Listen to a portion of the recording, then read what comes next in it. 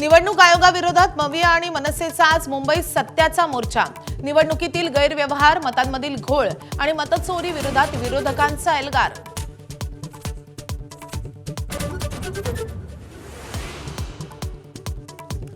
सत्याच्या मोर्चासाठी राज ठाकरेंचा लोकलनं दादर ते चर्चगेट प्रवास। अनेक वर्षांनी राज यांचा विंडो सीटवर बसून प्रवास। सध्या राज ठाकरे वेस्ट एंड हॉटेलमध्ये।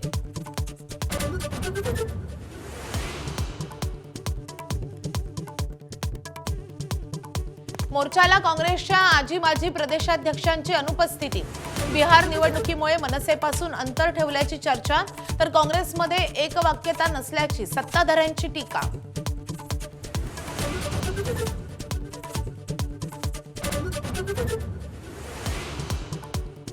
विरोधकांच्या सत्याच्या मोर्चाला भाजप आंदोलनानंच प्रत्युत्तर देणार। गिरगाव चौपाटीवर आज भाजपचं मूक आंदोलन। प्रदेशाध्यक्ष रवींद्र चव्हाण, मंत्री लोढा आणि अमित साटम उपस्थित राहणार। सदोष निवडणूक याद्यांवर निवडणुका घेण्यास आमचाही आक्षेप। वैद्यकीय शिक्षण मंत्री हसन मुश्रीफांचा विरोधकांच्या सुरात सूर। याद्या दुरुस्त करण्यास हरकत नसल्याचंही केलं स्पष्ट। शिरसाटांचाही दुजोरा। राष्ट्रवादी पक्ष शरद पवारांचा, तर शिवसेना उद्धव ठाकरेंचा पक्ष। भाजपचे नेते चंद्रकांत पाटलांचं मोठं वक्तव्य। नव्या राजकीय वादाला तोंड फुटण्याची चिन्ह।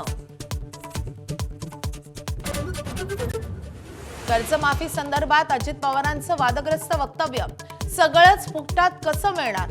तुम्ही थोडे थोडे पैसे परत करा। अजितदादांच्या वक्तव्यानं नव्या वादाला तोंड। वारंवार कर्जमाफी मागायला शेतकरी भिकारी नाही। सरकारची कर्जमाफी म्हणजे बुडणाऱ्या बँकेचा कधीही न वटणारा पोस्ट डेटेड चेक। विरोधकांचा हल्ला। ऑलिम्पिक असोसिएशन निवडणुकीमध्ये अजित पवार अध्यक्षपदी कायम राहणार। वरिष्ठ उपाध्यक्षपद मुरलीधर मोहोळांच्या पदरात पडणार। निवडणूक टाळण्यासाठी आज मुंबईत फडणवीसांच्या उपस्थितीत घडामोडी। सूत्रांची माहिती। महाराष्ट्र कर्नाटक सीमेवर शिवसैनिकांना पोलिसांनी अडवलं।